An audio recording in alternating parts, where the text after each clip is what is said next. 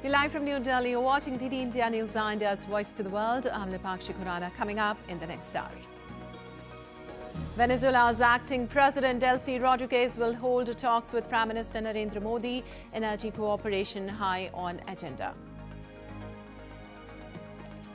In a setback for Trump in Congress, U.S. House of Representatives passes resolution to block him from continuing Iran war. 4 Republicans join Democrats to back the measure. Israel and Lebanon agree to implement ceasefire and to create pilot zones totally controlled by Lebanese army. Next round of talks would continue on June 22nd. First World Yogasana Sports Championship 2026 opens today in Ahmedabad, bringing together yoga athletes from over 60 countries. Prime Minister Modi extends best wishes.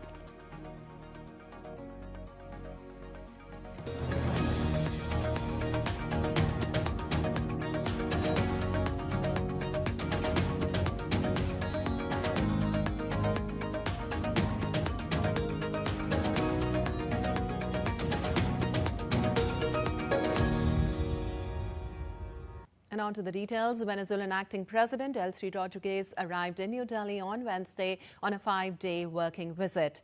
Today, she will hold bilateral discussions with Prime Minister Narendra Modi. The discussions would involve the full spectrum of India-Venezuela relations and explore avenues for further cooperation in areas of energy security, trade and investment, pharmaceuticals, healthcare, transportation and renewable energy.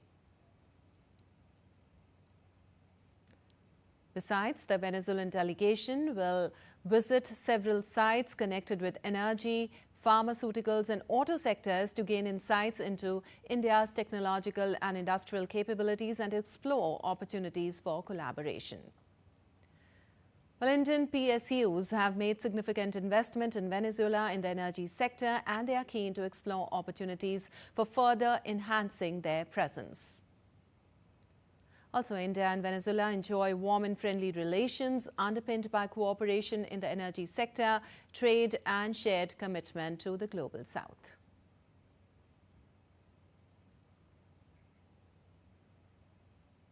And British Foreign Secretary Yvette Cooper will meet Prime Minister Narendra Modi and External Affairs Minister Dr. S. Jaishankar today. Together with Dr. Jaishankar, the Foreign Secretary will undertake a formal review of delivery under the UK-India Vision 2035 to date. Discussions are also expected on closer collaboration between two sides to minimize economic shocks from ongoing conflicts, preserve global stability and ensure freedom of navigation. The Foreign Secretary's trip sets an ambitious path for engagement with India, our top priority partner for the UK. It builds on the visit by Business and Trade Secretary Peter Kyle earlier this week to bring the landmark UK-India Free Trade Agreement into force as soon as possible. And over the last 12 years, Prime Minister Narendra Modi's governance has significantly reshaped India's developmental trajectory with a major focus on welfare-driven governance and efficient transparency mechanisms.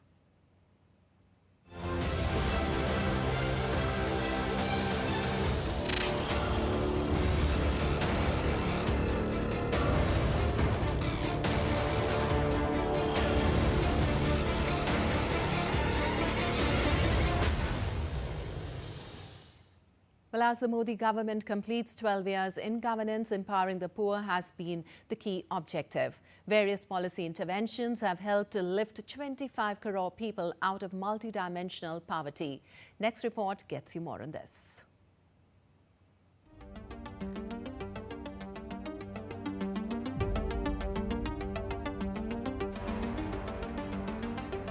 पहले हम लोग चूल्हा में खाना बनाते थे, अब उज्ज्वला योजना से हम लोग को गैस मिला है, उसमें खाना बनाते हैं, अब बहुत अच्छा है।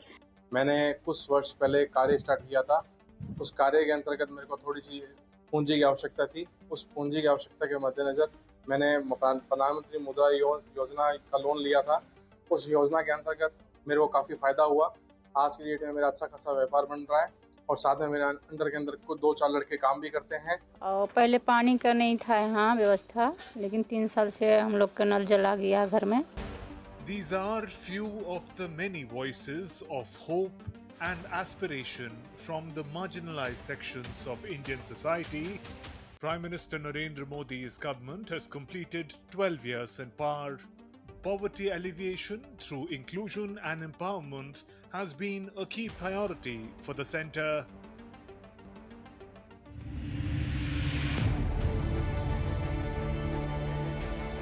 The story of empowerment begins with the JAM Trinity, or foundational convergence of Jan Dhan Yojana, Aadhaar and mobile connectivity. This architecture acts as the bedrock of India's digital public infrastructure, driving financial inclusion and powering the direct benefit transfer or DBT system. Over 57 crore Jan Dhan accounts with a deposit balance of over rupees 2.9 lakh crores have been opened till date.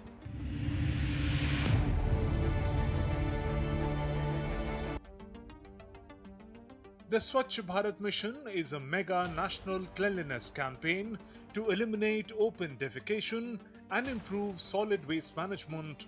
Over its decade-long implementation, it has successfully constructed over 12 crore toilets in villages.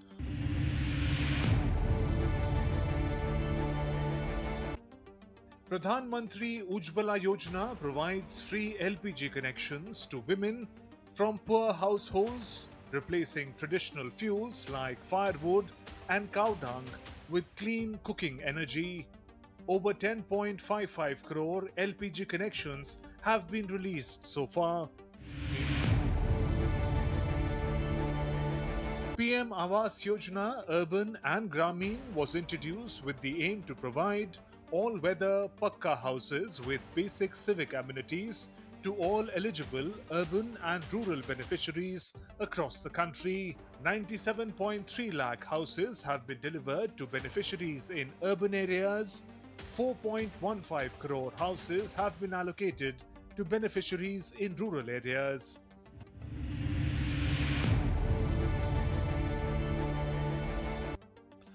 Pradhan Mantri Mudra Yojana is strengthening India's grassroots entrepreneurs. The initiative has been designed to bridge the gap in financial accessibility, offering streamlined, easy collateral-free loans up to rupees 20 lakh to support small-scale business ventures for non-corporate and non-farm income-generating activities.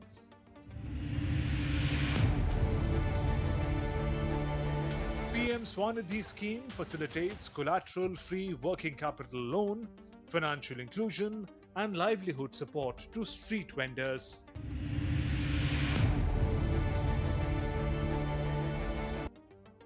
Jal Jeevan Mission Har Ghar Jal seeks to ensure regular supply of clean water through tap water connection.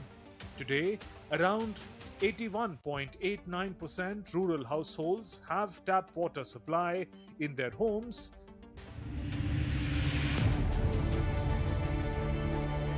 The Pradhan Mantri Garib Kalyan Anna Yojana, India's flagship food security and welfare scheme, launched as a pandemic relief measure, it has been significantly expanded and currently provides free food grains to over 80 crore eligible beneficiaries across the country. Pro-poor schemes by the Modi government in the past 12 years has been instrumental in lifting 25 crore people out of multidimensional poverty. These programs continue to empower people from the marginalized sections of society to become equal stakeholders in India's development journey. And moving on, India's disaster preparedness agenda took center stage as the National Disaster Management Authority hosted the BRICS 2026 Disaster Risk Reduction Group meeting in Puri on Wednesday. The deliberations in the three-day meeting focused on disaster mitigation strategies across the 11-member bloc. The opening day session on early warning systems focused on strengthening multi-hazard forecasting mechanisms, enhancing risk intelligence and developing a BRICS-wide knowledge-sharing framework with particular emphasis on flood risk management. Another key discussion centered on policy frameworks for planning and developing climate-resilient, inclusive and sustainable urban infrastructure across BRICS nations. The delegates are also scheduled to visit Konark Sun Temple, a UNESCO World Heritage Site, on Thursday. And Deputy Prime Minister and Foreign Minister of Lao PDR, Thong Savan Pomvihon, is on his first official visit to India. He called on President Draupadi Murmu. The Lao leader will attend an India-Lao Business Forum, which will aim to strengthen trade and investment ties between the two countries. India and Lao PDR are celebrating 70 years of diplomatic relations.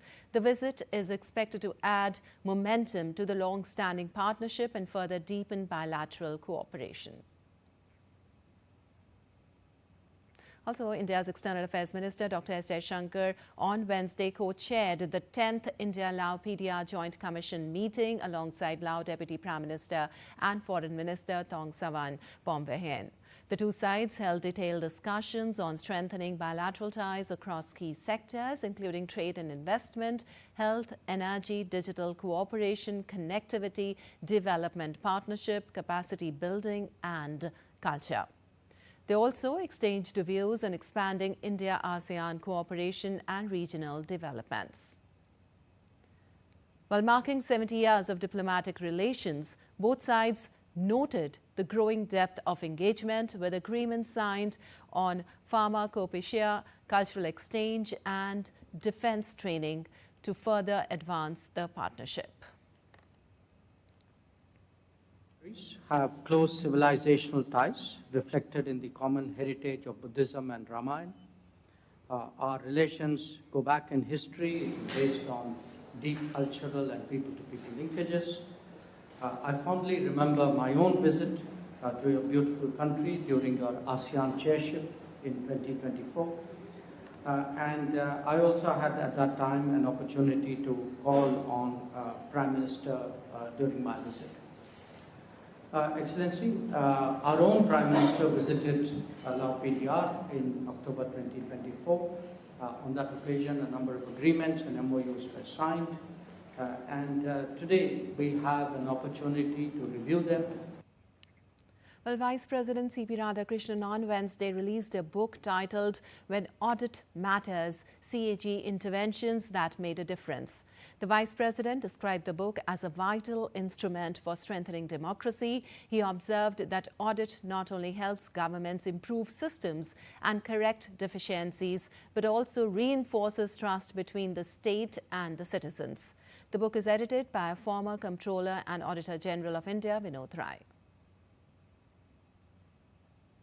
So this audit is a vital instrument for strengthening the democracy. And the audit, most importantly, it reinforces the trust between the state and the citizen. That is the success story of the audit. Well, the Delhi police has registered an FIR under charges of culpable homicide against the owner of the property in connection with the fire that broke out in Malviya Nagar yesterday. Hotel owner Lavkesh Bajaj has been detained hours after police said he was absconding. A magisterial inquiry has also been ordered. A massive fire broke out at a bed and breakfast in a 5-story building in the South Delhi locality early on Wednesday, killing at least 21 people and injuring several others. At least 18 foreign nationals were among those who died in the fire. Meanwhile, the rescue operation launched after the fire in Malviya Nagar has been completed and the blaze has been fully extinguished. And still to come in DD India News Hour. US President Donald Trump confirms calling Netanyahu crazy, says they still get along. European Union to move Ukraine accession bid forward as Hungary drops veto. And thousands rallied to Argentina's Congress to protest violence against women after teens killing.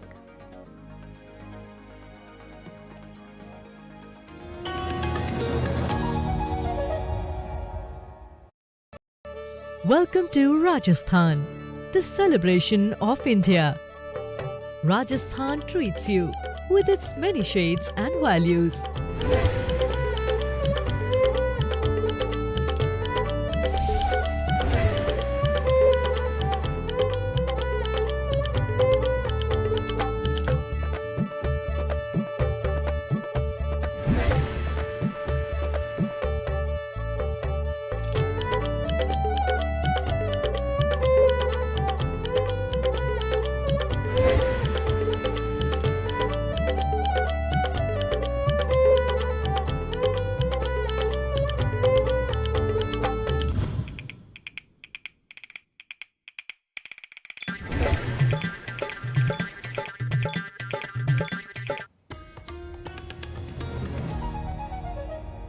Welcome back. You're watching TD India News. I'm Lipakshi Kuran, and moving on, the U.S. House of Representatives has passed a resolution to block President Donald Trump from continuing the war against Iran.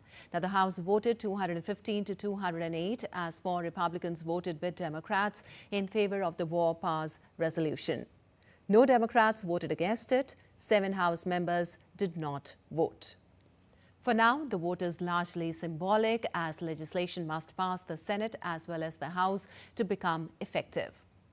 3 previous war pause resolutions had failed in the House by increasingly slim margins, and the chamber's Republican leaders abruptly postponed a vote on this one last month when it looked likely to pass.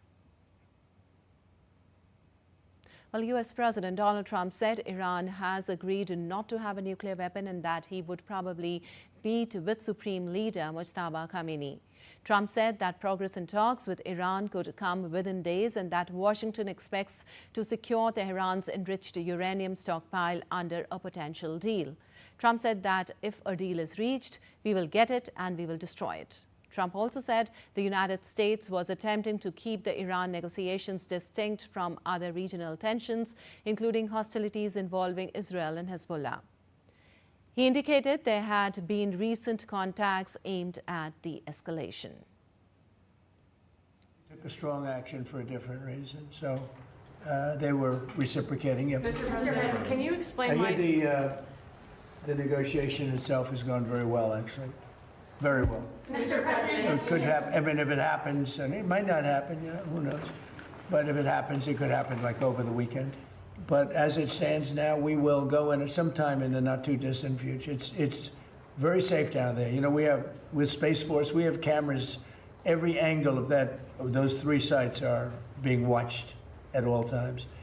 If anybody went there, we'll see exactly what's happening, and we'll blow it up a little bit further. Well, in a podcast interview, Trump also said that Iranian Supreme Leader Ayatollah remains actively involved in diplomatic negotiations with the United States and he would like to meet him. Also, Gulf hostilities flared again on Wednesday as Iranian attacks on Kuwait damaged its airport and injured dozens, while the U.S. military carried out strikes near the Strait of Hormuz. Flights at Kuwait International Airport were suspended after Kuwaiti authorities said an Iranian drone and missile attack damaged airport facilities and diplomatic missions, killing 1 person and injuring more than 60 others. Later on Wednesday, Iran's IRGC denied attacking the airport and said the destruction at the airport was caused in error by U.S. Patriot systems after failing to intercept Iranian missiles. Kuwait Airways and Jazeera Airways later resumed flights after taking safety measures. And Lebanon and Israel have agreed to the implementation of a ceasefire following negotiations in Washington aimed at ending the conflict. According to a joint statement released with the United States, the ceasefire is contingent on a complete cessation of fire from Hezbollah militia and the evacuation of all of its operatives from the South Litani sector. Well, the 2 countries will meet again on 22nd June to hold further talks with a view towards reaching a comprehensive agreement. Hezbollah has not yet commented publicly on the announcement.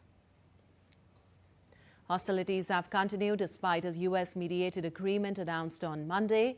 Israeli drone strikes killed at least 9 people in southern Lebanon and targeted a car just south of Beirut on Wednesday, while Israel said it intercepted a hostile aircraft and 2 projectiles that crossed into Israeli territory from Lebanon. And U.S. President Donald Trump acknowledged calling Israeli Prime Minister Benjamin Netanyahu crazy in all expletive-filled phone exchange our fighting in Lebanon. Now, in an interview broadcast on Wednesday, Trump was asked whether he had called the longtime Israeli leader crazy and accused him of ingratitude. Trump went on to say he and Netanyahu get along very well. I wouldn't say angry. I was a little bit perturbed at his constantly fighting with Lebanon. You know, at some point I said, maybe we got to stop this. We got to stop it. But I have a very good relationship. We've done well together. He always says we could never have done it, but everybody knows that we could have never done it without the United States. But I've worked very well together. I like Bibi a lot. Meanwhile, President Trump has confirmed his attendance at the upcoming G7 summit in France and the NATO summit in Turkey in July. G7 leaders are set to meet later this month. Trump said in the post he would travel after a UFC fight at the White House on June 14th to attend the Group of 7 Leaders summit in France. While speaking on Trump's attendance at NATO summit, Secretary of State Marco Rubio said the president's main irritation was some members not allowing the U.S. to use the military bases in those countries at a time of crisis. He added that despite his disappointment with the alliance, Trump will still be attending the gathering. Rubio described the summit, which will bring together 32 member states, as the most important meeting in NATO's history. And the EU on Wednesday agreed to move Ukraine and Moldova to the next stage in their membership bids as Hungary signaled it was dropping its long-standing veto against Kyiv. A breakthrough came earlier on Wednesday when Hungary's new Prime Minister Magyar announced a historic agreement had been reached with Ukraine on the rights of its Hungarian ethnic minority. He also said the country would hold a referendum on Ukraine's membership. The European Union formally opened entry negotiations with Ukraine back in June 2024, kickstarting a complicated undertaking that usually takes years and involves negotiations on anything from agriculture to the rule of law. And 8 days before Mexico City kicks off the World Cup, a mass protest by teachers and retired judges, road closures and last-minute construction work caused chaos in the capital on Wednesday for millions of residents who face long delays and complex rerouting of their daily commutes. The opening game between Mexico and South Africa is scheduled for June 11th at Azteca Stadium. Protest leaders said that their actions are unrelated to the tournament but warned they could escalate if President Claudia Sheinbaum fails to address demands on pensions, social security reforms and wage increases. And police in Albania's capital, Tirana, used water cannons on Wednesday night to disperse thousands of demonstrators protesting a proposed luxury resort development along a protected stretch of the Adriatic coast. The project, valued at 1.5 billion euros, is being developed by Affinity Partners, the investment firm of Jad Kashner. Protesters marched towards the office of Edi Rama, calling for his resignation. Environmental groups argue the project threatens sensitive wetlands, pristine beaches and wildlife habitat, including flamingos, seals and sea turtles. The Tirana rally was the 4th protest against the development.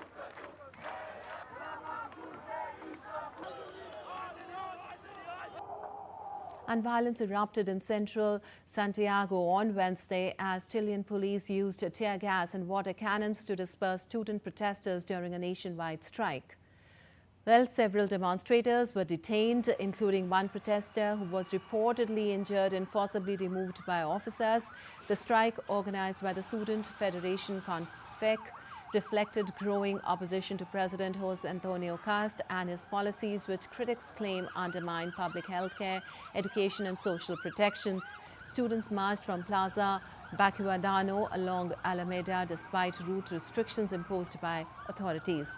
The unrest temporarily disrupted metro services. On Monday, Cast delivered his first State of the Nation address, promising to prioritize fighting crime, spending cuts and boosting economic growth. His approval rating has fallen from 57% to 38% since taking office in March.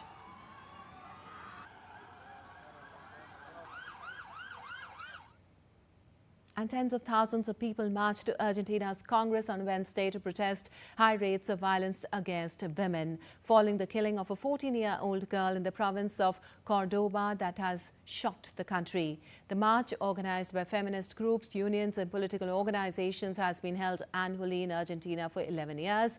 Organizers said femicide occurs every 31 years in Argentina. Authorities have arrested a suspect in connection with the teenager's killing. An update on Ebola now. The Ebola outbreak raging in Central Africa had a big head start, the World Health Organization chief acknowledged on Wednesday, but insisted efforts to rein in the deadly virus were making progress. The outbreak, which was declared on May 15th in the Northeastern Democratic Republic of Congo, has so far been confirmed to have infected 359 people, including 61 who have died. WHO Chief Tedros Adhanom Ghebreyesus said response efforts are catching up despite challenges such as conflict, displacement, limited testing, weak contact tracing and public mistrust. The rare Bundibugyo strain behind the outbreak has no approved vaccine or treatment. Uganda has reported 15 cases, including one death, among them a Congolese resident who arrived after first traveling through the United Arab Emirates. WHO is coordinating with authorities in both countries to assess exposure risk and trace contacts. WHO urged countries to avoid blanket travel restrictions, warning they disrupt aid efforts, and called for faster tracing of contacts to bring the outbreak under control. Big head start, and we're still behind, but under the leadership of the government of DRC, we're catching up. Blanket travel restrictions imposed by some countries are disrupting supply chains and hindering the response. WHO recommends exit screening at airports, ports, and border crossings to prevent the exportation of cases and contacts. We ask countries that have imposed blanket travel restrictions to lift them. And NASA announced on Wednesday that it will end its mission to study the atmosphere and evolution of Mars after its probe went silent for 6 months. Scientific spacecraft MAVEN, shot for Mars atmosphere and volatile evolution, went into Martian orbit in 2014. The mission was originally intended to operate for 1 or 2 years, but exceeded expectations by remaining active for more than a decade. Communication with the probe was lost in December 2025, and despite repeated efforts, contact has not been restored. NASA believes the spacecraft remains in orbit around Mars and plans to investigate the cause of the failure. Scientists praised MAVEN for significantly improving understanding of Mars' atmosphere, climate history, habitability and atmospheric escape processes, while also serving as a key communications relay for Mars surface missions. And now let's take a look at other stories making news around the world. Climate change is disrupting honey production in South Korea. Rising temperatures are causing flowers to bloom earlier and for shorter periods, reducing nuclear availability for bees. Strong winds, pests and videos are further damaging bee populations. As a result, honey yields have dropped sharply, raising concerns for farmers and crop pollination. The United Nations has warned of worsening hunger in Yemen. Millions are already facing acute food insecurity, with conditions expected to deteriorate in the coming months. Aid agencies cite conflict, economic instability and funding shortages as key drivers. Urgent international support is being sought to prevent a deeper humanitarian crisis. Thousands of Buddhist devotees gathered at Borobudur Temple in Indonesia to celebrate Vesak Day. A total of 2,570 lanterns were released into the night sky, symbolizing prayers, hope and enlightenment. The event reflects themes of peace, spiritual freedom and renewal. Efforts are underway in Vietnam to preserve traditional hand embroidery. The centuries-old craft is facing challenges due to limited documentation and changing times. Cultural initiatives are promoting the art form and its historical significance. And still to come in DD India News Hour. Southern state of Kerala braces for monsoon arrival. And another milestone in India's clean energy journey. More on that after the break.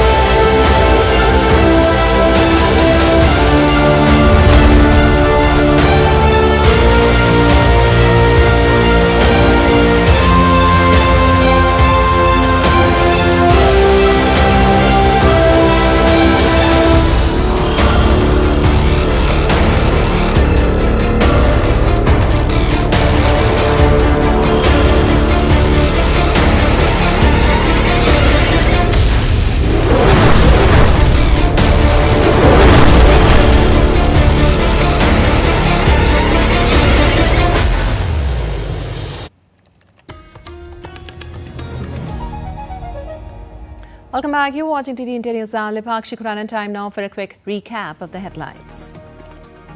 Venezuela's acting president Delcy Rodriguez will hold talks with Prime Minister Narendra Modi. Energy cooperation high on agenda. In a setback for Trump in Congress, U.S. House of Representatives passes a resolution to block him from continuing Iran war. 4 Republicans join Democrats to back the measure. Israel and Lebanon agree to implement ceasefire and to create pilot zones totally controlled by Lebanese army. Next round of talks would continue on June 22nd. World Yogasana Sports Championship 2026 opens today in Ahmedabad, bringing together yoga athletes from over 60 countries. Prime Minister Modi extends best wishes.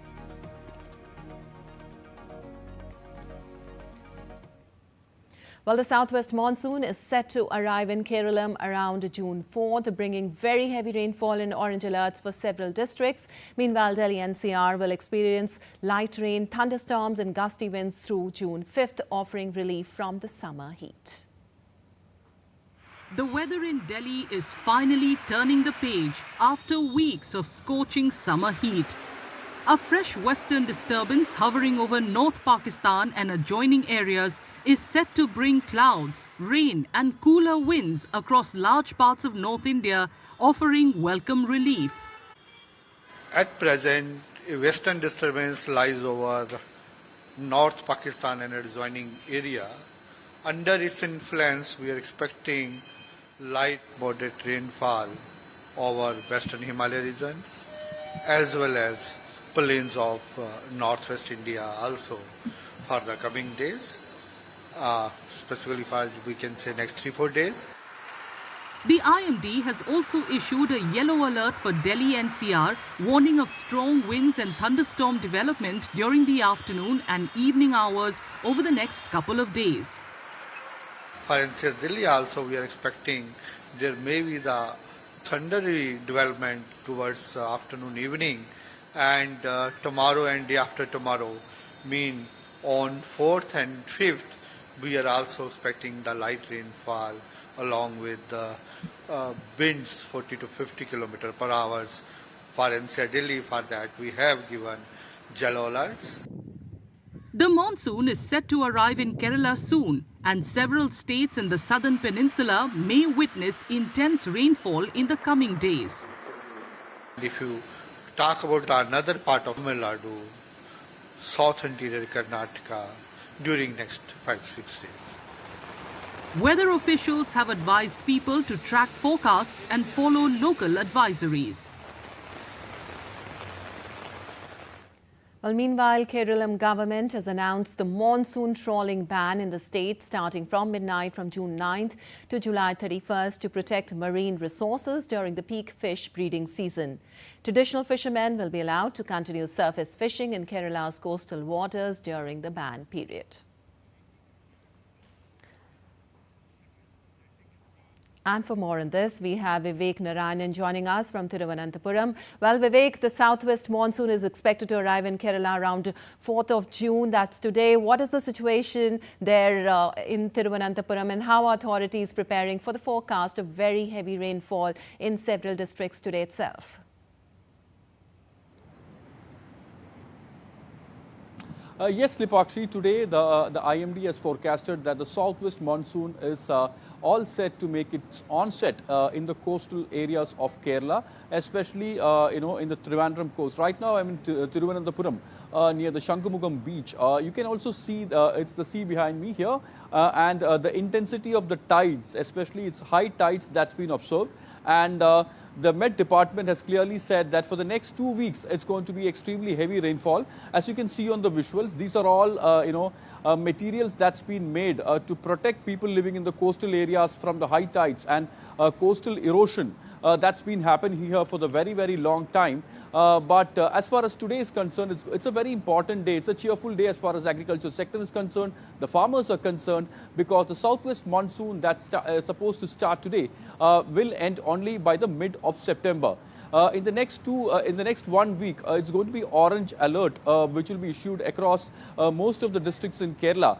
And the IMD has also said, interestingly, that towards the end of this month, due to the El Nino effect, the southwest monsoon could actually dry down. Its intensity could reduce, and it will not strengthen. As the manner in which it is strengthening right now. And it could actually weaken by the first week of July.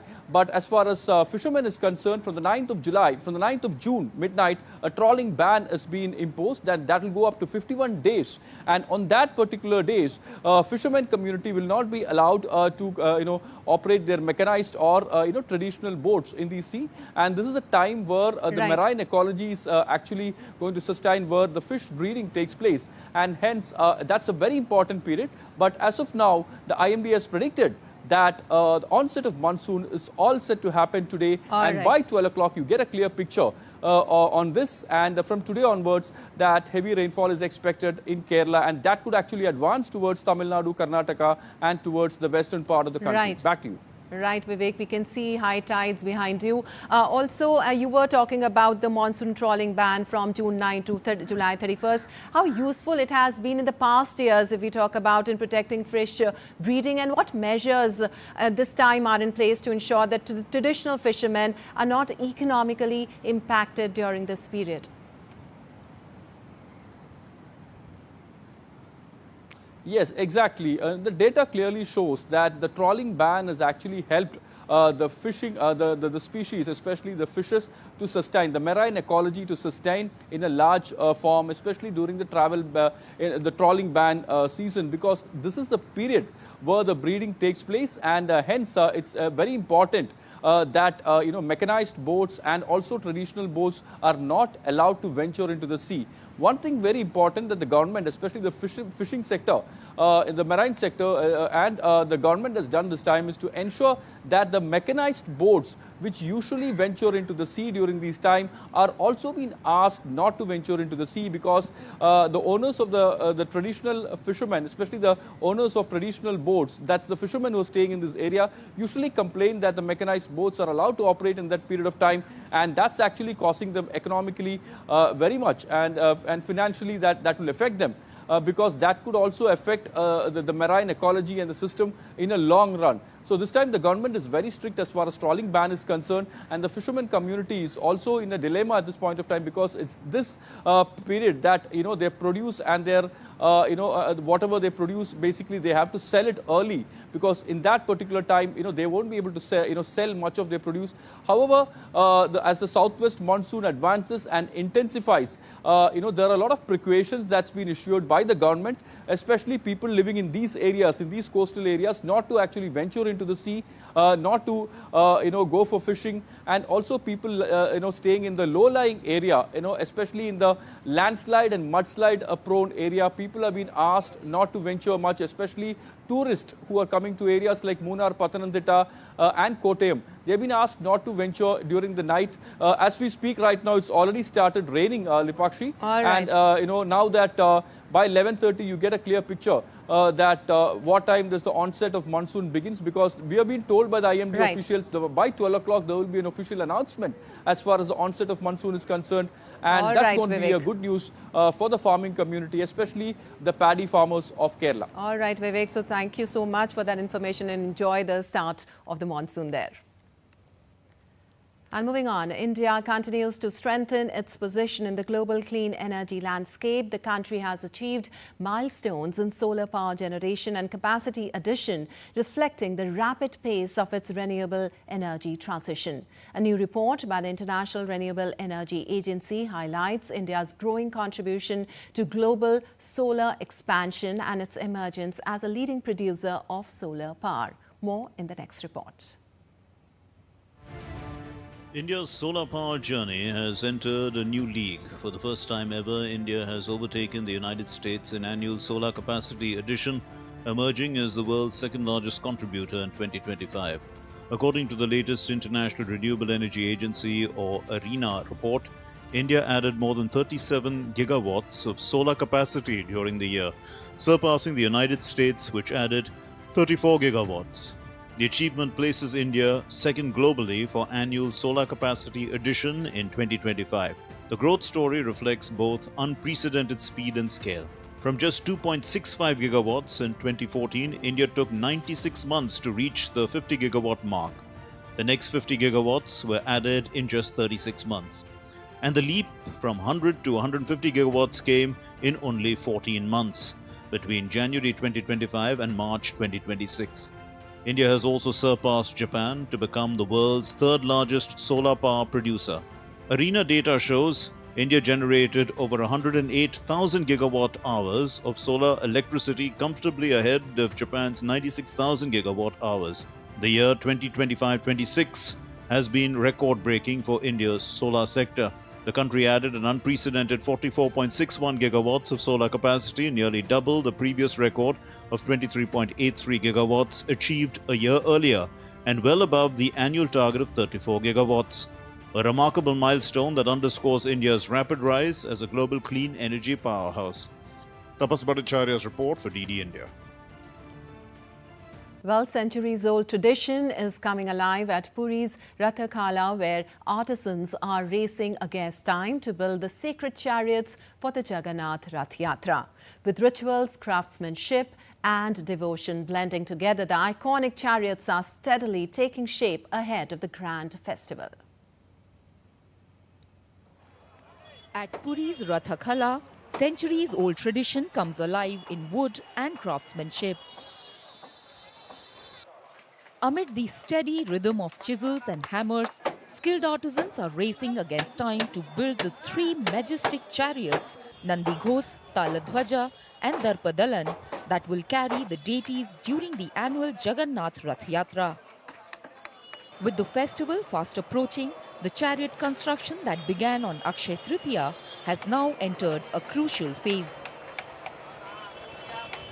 With the wheels now complete, artisans have moved on to assembling the main base of the chariots. Traditional rituals continue alongside the construction process as workers focus on firmly connecting the base, wheels and axles to prepare the massive wooden structures for the grand procession. The work on the wheels has been completed. We have now moved on to the construction of the base of the chariot, which is locally called the danda. Yesterday, we lifted and placed the danda onto the chariot. We also have a ritual known as Haribol. In total, there are 9 such rituals.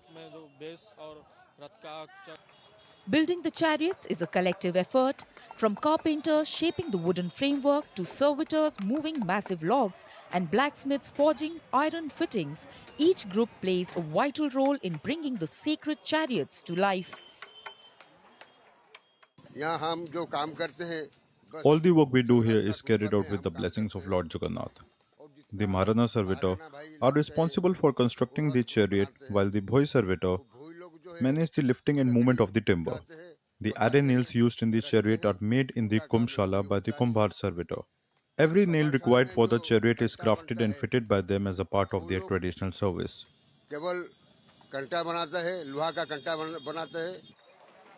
With the world-famous Rath Yatra set to be held on July 16th, the iconic chariots are steadily taking shape with each passing day ahead of the arrival of lakhs of devotees from across India and around the world who will converge on Puri for the grand spiritual spectacle. Well, Venezuelan acting president Delcy Rodriguez is in New Delhi on a 5-day working visit. A short while ago, External Affairs Minister Dr. S. Jaishankar called on the visiting dignitary in New Delhi today. Dr. Jaishankar said he deeply values her long-standing commitment to the India-Venezuela relationship. Her meeting with Prime Minister Modi later today will further strengthen the cooperation. The discussions are expected to involve the full spectrum of India-Venezuela relations and explore avenues for further cooperation in areas of energy security, trade and investment, pharmaceuticals, health care, transportation and renewable energy. Besides, the Venezuelan delegation will also visit several sites connected with energy, pharmaceuticals and auto sectors to gain insights into India's technological and industrial capabilities and to explore opportunities for collaboration. Well, Indian PSUs have made significant investment in Venezuela in the energy sector, and they're also keen to explore opportunities for further enhancing their presence. India and Venezuela enjoy warm and friendly relations underpinned by cooperation in the energy sector, trade and a shared commitment to the global south.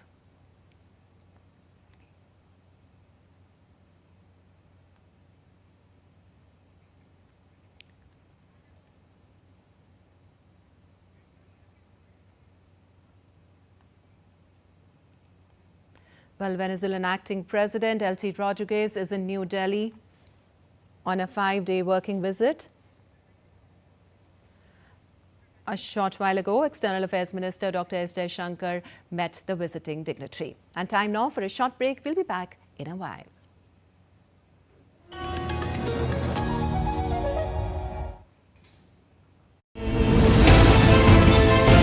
Geopolitics and trade deals. Economic challenges amid development. Hard work and the path to prosperity. It's the economy, always. Between walkers, money is what money does and says. Supply creates its own demand. Between the bulls pulls and bears tears. When supply chains globalization and India rises to the podium. We'll get you centered with the Economic Brief at 8 p.m. every Thursday on DD India.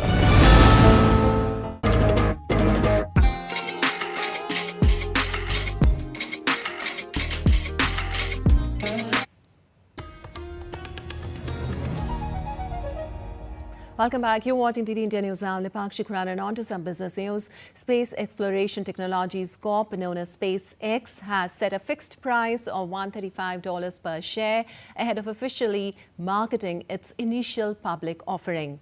In a filing with the U.S. Securities and Exchange Commission detailing its plans for an IPO, SpaceX said its shares should go for $135 each, ratcheting up its own valuation of the firm to roughly $1.77 trillion. The investor roadshow kicks off on Thursday, with final pricing expected on June 11th and Nasdaq trading beginning on June 12th, opening its doors to public investment.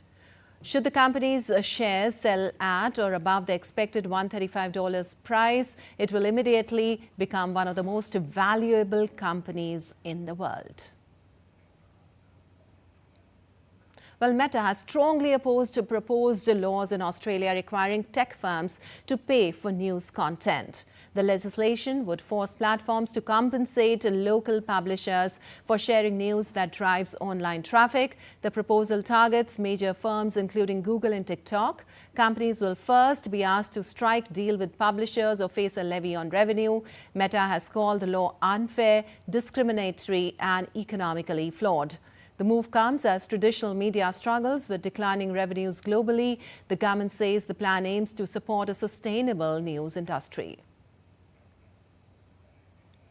Well, you're watching DD India News. Our time now for some sports news. The World Yogasana Sports Championship 2026 is set to open from today in Ahmedabad, signaling a significant leap in the global acknowledgement of yoga as a competitive sport. With more than 400 athletes from over 60 countries participating, the championship is a milestone towards establishing Yogasana within the Olympic sporting framework. Prime Minister Narendra Modi will attend the event virtually today. The inaugural edition of WYC 2026 will witness athletes from across the world, including the USA, Ghana, Kenya, Malaysia, Sri Lanka and Uzbekistan, among others, converge in Ahmedabad for historic inaugural championship. Host India will field a 122-member contingent with athletes competing across 6 age categories. Prime Minister Narendra Modi has extended best wishes to all those taking part in the championship. In the social media post, he said, and I quote, "Yoga is gaining tremendous popularity across the world. On 4th of June, a very special competition, the first World Yogasana Sports Championship 2026 commences in Ahmedabad. This platform has brought together yoga enthusiasts from around the world. It is a significant milestone on the global sporting roadmap for Yogasana. I will be joining the event via technology as well at around 6:40 p.m. Thursday evening. My compliments to those who have organized such an innovative event and best wishes to all taking part," unquote. And in the Indonesia Open, two-time Olympic medalist PV Sindhu has lost in the pre-quarter final match.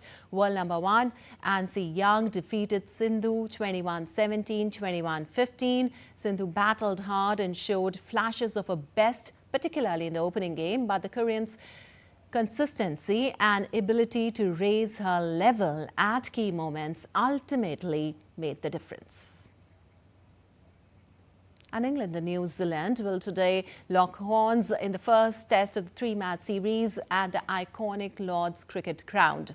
This will be followed by the second test at the Oval from June 17th, and the third and final one will be played at Trent Bridge from June 25th. This will be England's first test assignment after the humiliating 4-1 loss to Australia in the 2025-26 Ashes, while the Kiwis are coming off a thumping innings and 79-run victory over Ireland.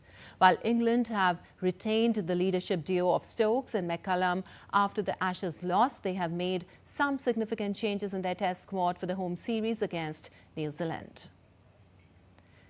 Meanwhile, England cricket captain Ben Stokes leapt to the defence of Jofra Archer, insisting the fast bowler is committed to the national team despite his absence for the start of the Test series against New Zealand.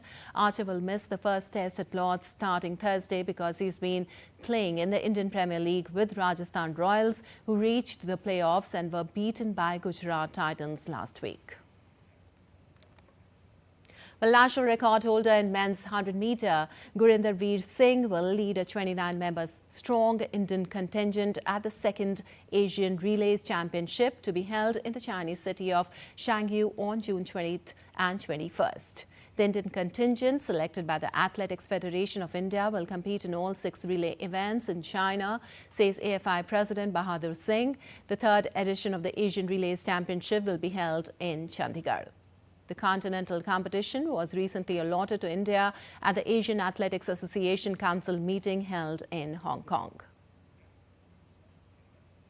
And updates from French Open now in men's single. Italy's Flavio Cobolli started slowly in wild and windy conditions before blowing away Canadian 4th seed Felix Auger-Aliassime 4-6, 6-4, 6-4 on Wednesday to make the semi-finals at Roland Garros for the first time. Cobolli next meets Matteo Arnaldi, who advanced after his opponent and fellow Italian Matteo Berrettini retired injured while trailing 7-5, 5-2. In women's single, Poland tennis star Marja Chwalinska has continued a dream run in the prestigious French Open as the world number 114 has beaten number 22 seed Anna Kalinskaya 7-6, 6-3 on Wednesday to reach a first Grand Slam semi-final. She'll face 25 seed Diana Schneider in the semi-final today to book a place in the final for the first time. Chwalinska became only the second qualifier after Nadia Podoroska in 2020 to reach the women's singles semi-final at Roland Garros. She's only the 6th qualifier in the Open era to achieve that across the sport's 4 Grand Slam tournaments. And a Ugandan dance troupe called the Ghetto Kids has expressed excitement after being invited by global music star Shakira to perform at the World Cup, marking a major international opportunity for the young performers. Let's take a look.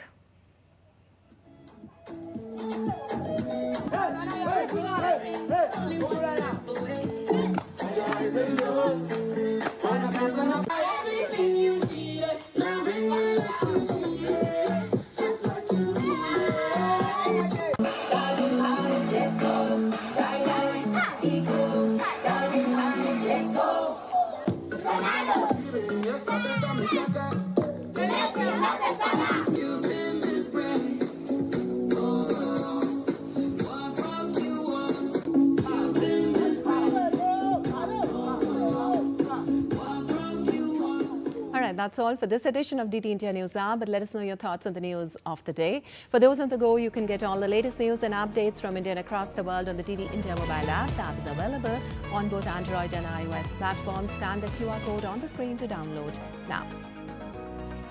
We'll be back with more news as it breaks here on DT India. I'm Nipakshi Kunana from all of us here in Delhi. Thanks for watching DT India News Hour.